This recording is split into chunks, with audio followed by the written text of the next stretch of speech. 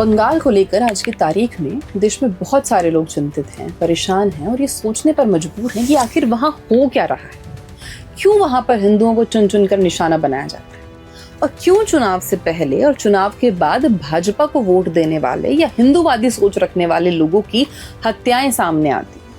ये केवल कुछ अलग थलग घटनाओं का मामला नहीं है, बल्कि एक ऐसा पैटर्न है जिसने लोगों के मन में असुरक्षा और आक्रोश दोनों पैदा कर दी। और यही वजह है कि यह विषय देश के एक बड़े वर्ग को भीतर तक विचलित करता है। लेकिन इन सभी चिंताओं के बीच एक महत्वपूर्ण बात अक्सर नजरअंदाज हो जाती है, वो ये कि जो कुछ भी आज बंगाल में हो रहा है वो पहली बार नहीं हुआ। बंगाल में हिंदू समर्थकों की, हिंदू मान्यताओं को अधिक महत्व देने वालों की अथवा हिंदू विचारधारा से जुड़े किसी दल का समर्थन करने वाले लोगों के खिलाफ हिंसा कोई नया चलन नहीं है, बल्कि एक लंबे समय से चला आ रहा सिलसिला है जिसकी जड़ें इतिहास में गहराई तक समाई हुई है।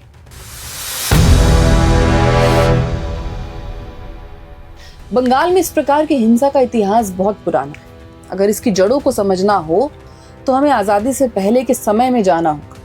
1947 में देश की आजादी से ठीक पहले 1946 यहाँ डायरेक्ट एक्शन डे का आह्वान किया गया था। ये घटना 16 अगस्त 1946 को घटी थी, जिसे इतिहास में Calcutta killings, the great Calcutta killings के नाम से भी जाना जाता है।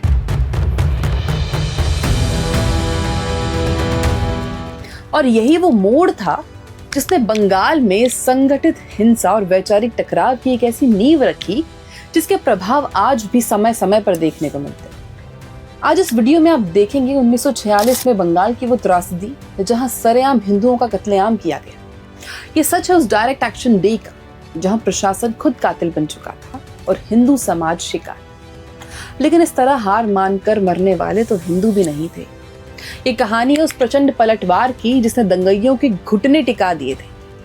आज बात होगी गोपाल पाठा की, जिसने बंगाल को पाकिस्तान बनने से बचा लिया।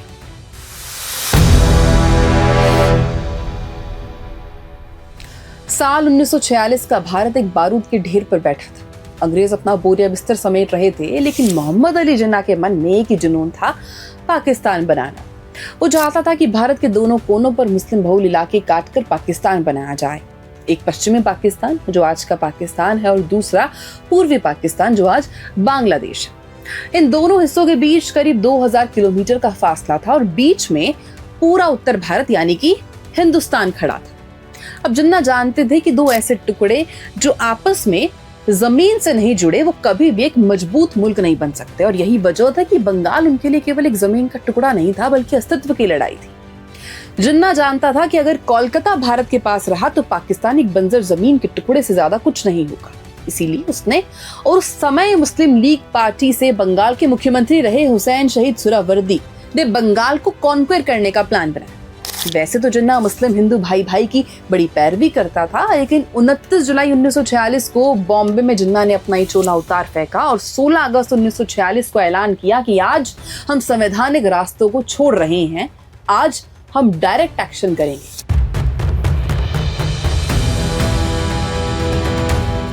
ये डायरेक्ट एक्शन किसके खिलाफ था?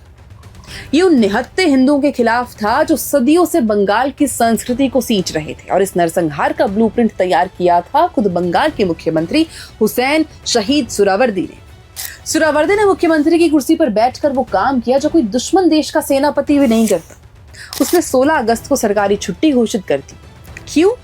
ताकि लीग के गुंडों को सड़कों पर कत्लेआम करने के लिए फ्री पास मिल सके। पुलिस को थाने में बंद रहने का आदेश दिया गया और कोलकाता की चाबी दंगइयों को सौंप दी गई। सुहरावर्दी ने पुलिस बल के हिंदू अधिकारियों का तबादला कर दिया और उत्तर प्रदेश व पंजाब के कट्टरपंथी मुस्लिम सिपाहियों को तैनात किया। 16 अगस्त की सुबह वो खुद लाल बाजार पुलिस मुख्यालय के कंट्रोल रूम में जाकर बैठ गए और जब हिंदू इलाकों से चीखने, चिल्लाने और आगजनी की कॉल आने लगी तो सुहरावर्दी के आदेश पर उन सभी कॉल्स को अनअटेंडेड छोड़ दिया।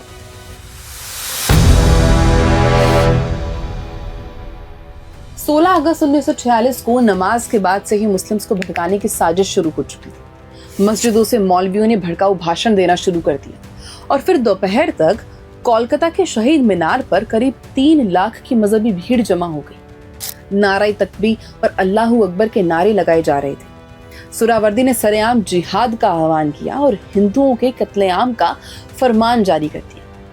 रमजान के पाक महीने का हवाला देकर भीड़ को उकसाया और उन्हें बद्र की जंग याद दिलाई, जहां मुट्ठी भर मुसलमानों ने कैसी जीत हासिल की थी। उन्होंने उन्मादी भीड़ के सामने ऐलान किया कि इन काफिरों को मारकर इनके खून पर ही पाकिस्तान की नींव रखी जाएगी। ऐसे धमकियां दी गई कि काफिरों, तुम्हारा अंत दूर नहीं, तुम सबका नरसंहार कर दिया जाएगा। वो भाषण बंगाल के हिंदुओं के लिए किसी डेथ वारंट से कम नहीं था। और जैसे ही भाषण खत्म हुआ, उस भाषण के खत्म होते ही लाखों की वो मजहबी भीड़ सड़कों पर उतर आई, जिसका सिर्फ एक ही मकसद था, हिंदुओं को मौत के घाट उतारना, उनकी महिलाओं का रेप करना और उन्हें हर तरीके से प्रताड़ित करना।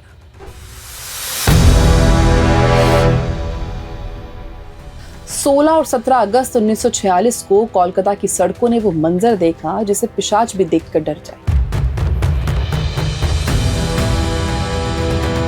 भाषण खत्म होते ही हाथों में तलवारें, पेट्रोल बम और लोहे के रॉड लिए मुस्लिम लीग के वॉलंटियर्स हिंदू बस्तियों पर टूट पड़े और सबसे पहले आर्थिक चोट दी गई।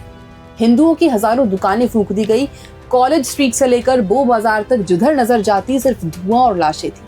हिंदुओं को उनके ही घरों में बंद करके जिंदा जला दिया गया।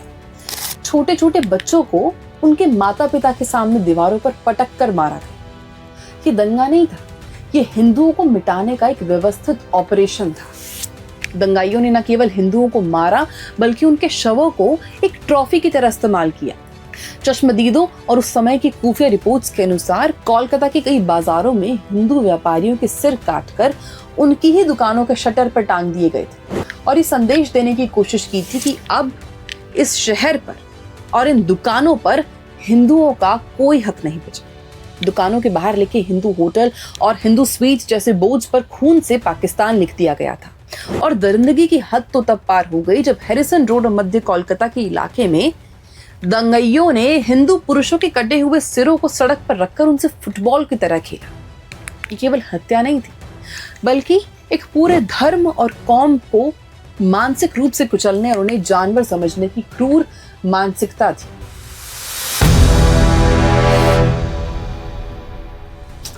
और सबसे घातक प्रहार हिंदू महिलाओं पर किया गया। दंगाइयों के लिए बलात्कार केवल वासना की पूर्ति नहीं बल्कि हिंदू समाज के मनोबल को तोड़ने का एक रणनीतिक हथियार था। हिंदू बस्तियों में घुसकर महिलाओं को उनके परिवारों के सामने घसीटा गया। हजारों हिंदू महिलाओं का सार्वजनिक रूप से सामूहिक बलात्कार किया गया। कई चश्मदीद गवाहों ने बताया कि दंगाइयों ने हिंदू महिलाओं के साथ सामूहिक बलात्कार करने के बाद उनके स्तनों को काट दिया था ताकि जो महिलाएं जीवित भी बच जाएं, वो ताउम्र उस अपमान और उस शारीरिक दर्द के साए में जी। दरिंदगी की सीमा तब टूटी जब गर्भवती हिंदू महिलाओं के पेट चीरकर भ्रूण तक को बाहर निकाल दिया गया। आप सोच सकते हैं, कई इलाकों में महिलाओं को नग्न करके सड़कों पर घुमाया गया ताकि दहशत का ऐसा माहौल बने कि हिंदू खुद ब खुद पलायन कर जाए। लीग के गुंडों ने इस बर्बरता को फतेह के रूप में देखा और ये केवल दंगा नहीं था बल्कि एक पूरे समाज की इस्मत पर सुनियोजित हमला था।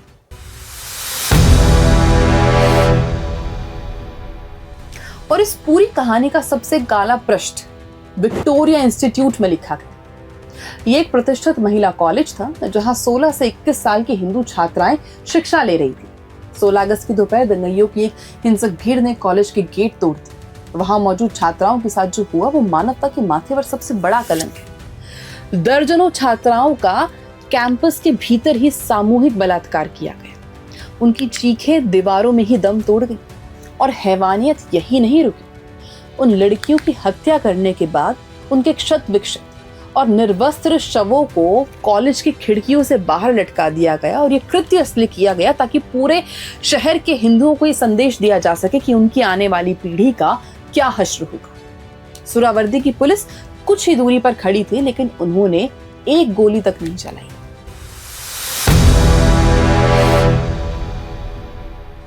और यही मंजर केशवराम कॉटन मिल्स में भी देखा।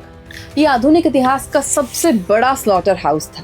यहाँ काम करने वाले करीब 500 निहत्थे हिंदू मजदूरों को एक लाइन में खड़ा किया गया और उन्हें एक एक करके जानवरों की तरह काटा गया और जब कुछ मजदूर जान बचाने के लिए मील की छत पर चढ़े तो उन्हें नीचे धकेल दिया गया और नीचे खड़े दंगाइयों ने उन्हें भालों और तलवारों पर झेल लिया। लाशों के ढेर इतने ऊंचे थे कि उनमें से खून बहकर नालियों में जा रहा था और ये पूरा इलाका किसी कत्ल खाने की तरह महक रहा था। शवों का अपमान इस हद तक किया गया कि कई जगहों पर हिंदुओं के अंगों को काटकर उनके ही मुंह में ठूस दिया गया था और शवों को नग्न अवस्था में सड़कों पर छोड़ दिया गया ताकि गिद्ध उन्हें सबके सामने नोचे। कुछ लाशों को हुगली में बहा दिया गया। प्रत्यक्षदर्शियों का कहना है कि उस दिन गंगा का पानी लाल हो गया था और शवों की संख्या इतनी ज्यादा थी कि पानी का बहाव रुक गया था। निहत्थे मजदूरों का वो वध केवल इसलिए किया गया क्योंकि वो हिंदू थे।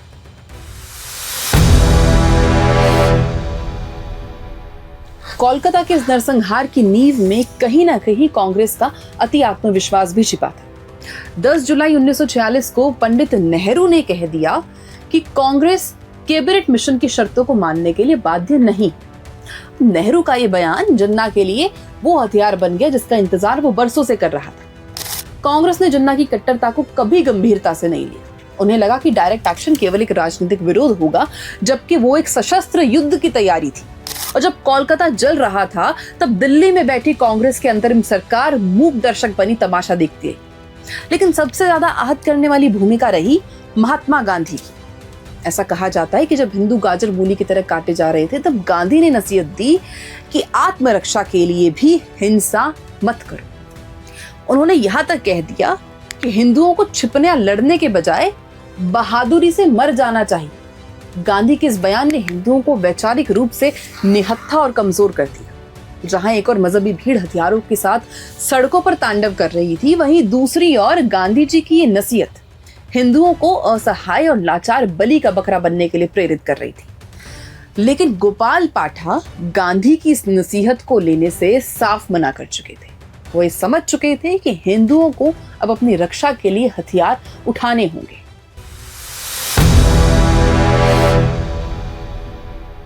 जब 17 अगस्त की रात तक ये साफ हो गया कि ना तो अंग्रेज बचाने आएंगे और न ही सुरावर्ती की पुलिस, तब हिंदू समाज ने शस्त्र उठाना ही एकमात्र रास्ता समझा। और यहां से शुरुआत होती है गोपाल चंद्र मुखोपाध्याय उर्फ गोपाल पाठा की। गोपाल पाठा ने आह्वान किया कि अगर वो हमारा एक मारेंगे तो हम उनके 10 मारेंगे। उन्होंने भारत जातीय वाहिनी के माध्यम से हिंदू युवाओं को संगठित किया। गोपाल पाठा ने इन युवाओं को संगठित किया और उन्हें स्पष्ट संदेश दिया कि हम पहल नहीं करेंगे, लेकिन अगर कोई हमारे धर्म और परिवार पर हाथ डालेगा तो उसका हाथ शरीर से अलग कर दिया जाएगा। 18 अगस्त की सुबह जब दंगाई फिर से हिंदू बस्तियों को जलाने और महिलाओं का अपहरण करने के लिए आए तो उनका सामना संगठित हिंदू वीरों से हुआ। गोपाल पाठा की रणनीति ने पासा पलट दिया। दंगाइयों को उनकी ही भाषा में जवाब मिलने लगा। जो सुरावर्दी अब तक मुस्कुरा रहा था वो घबराकर सेना बुलाने की मिन्नतें करने लगा। हिंदुओं के इस पराक्रम ने ही कोलकाता को पाकिस्तान का हिस्सा बनने से बचाया। गोपाल पाठा का सबसे बड़ा और साहसी पक्ष तब सामने आया जब दंगों के बाद महात्मा गांधी शांति का संदेश लेकर कोलकाता पहुंचे। गांधी जी ने गोपाल पाठा को संदेश भिजवाया कि वो अपने हथियार डाल दें क्योंकि अहिंसा ही परम धर्म है। लेकिन उन्होंने गांधी जी के सामने झुकने से साफ इनकार कर दिया। उन्होंने गांधी जी से सीधे शब्दों में पूछा कि क्या आप उन हजारों हिंदू महिलाओं और बच्चों की सुरक्षा की गारंटी दे सकते हैं जो बेमौत मारे गए? अगर आप उनकी सुरक्षा नहीं कर सकते तो मैं अपनी आत्मरक्षा के अधिकार को किसी के कहने पर नहीं छोड़ूंगा। आज अगर कोलकाता भारत का हिस्सा है तो इसका एक बड़ा श्रेय गोपाल पाठा की उस ऐतिहासिक पलटवार को जाता है। उन्होंने सुरावर्दी और जिन्ना के उस घमंड को तोड़ा जिसमें वो मानते थे कि हिंदू केवल कटने के लिए बने हैं।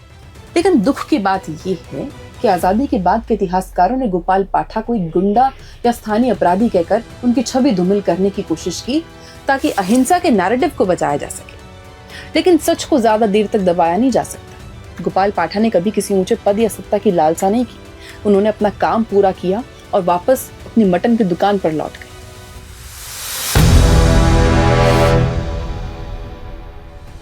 गांधी जी की सहयोगी निर्मल कुमार बोस ने 2 सितंबर 1946 को लिखा था कि शहर में लाशों के ढेर लगे हैं। ध्यान से सुनो। गिद्ध और कुत्ते इंसानी मांस खा रहे हैं। गिद्धों का पेट भर चुका है लेकिन लाशें खत्म नहीं हो रही। ये चिट्ठी उस समय की त्रासदी का सबसे बड़ा सबूत है। राहत कार्य भी धर्म के आधार पर बट गए। उन्होंने वहां देखा कि जहां एक तरफ लाशों के ढेर लगे थे, वहीं दूसरी तरफ मदद का हाथ भी धर्म देखकर बढ़ाया जा रहा था। हिंदू केवल हिंदुओं की मदद कर रहे थे और मुसलमान केवल मुसलमानों की। बोस ने बहुत दुख के साथ लिखा कि गांधी जी की अहिंसा का प्रयोग यहाँ पूरी तरह विफल नजर आता है। लोगों के भीतर का जहर अब उनके खून में उतर चुका है और शक की दीवारें इतनी ऊंची हो गई हैं कि कोई एक दूसरे पर विश्वास करने को तैयार नहीं।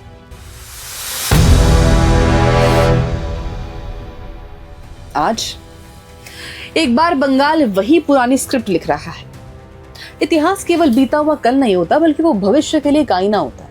आज जब हम 2026 के बंगाल को देखते हैं तो कई डरावनी समानताएं 1946 के उस दौर से मिलती जुलती नजर आती।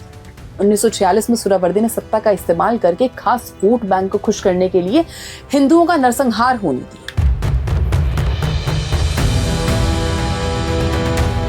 और आज दशकों बाद बंगाल की राजनीति एक बार फिर उसी मोड़ पर खड़ी महसूस होती।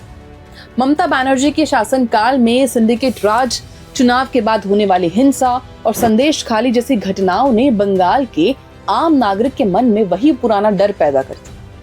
घुसपैठ और बदलती डेमोग्राफी के जरिए आज वही साजिश फिर से सर उठा रही है जिसे कभी गोपाल पाठा ने नाकाम किया था। इसीलिए 2026 के चुनाव में सवाल सिर्फ मुख्यमंत्री का नहीं बल्कि आपके अस्तित्व का है। अब ये बंगाल की जनता तय करेगी कि क्या वो फिर से उसे नेतृत्व को चुनेंगे जो तुष्टीकरण में अंधी है, जिसने एक तरफ से बंगाल के हिंदुओं को मरने के लिए छोड़ दिया है। अब ये बंगाल की जनता तय करेगी कि बंगाल सोनार बांग्ला बनेगा या फिर से 1946 के उस खूनी इतिहास में डूब जाएगा।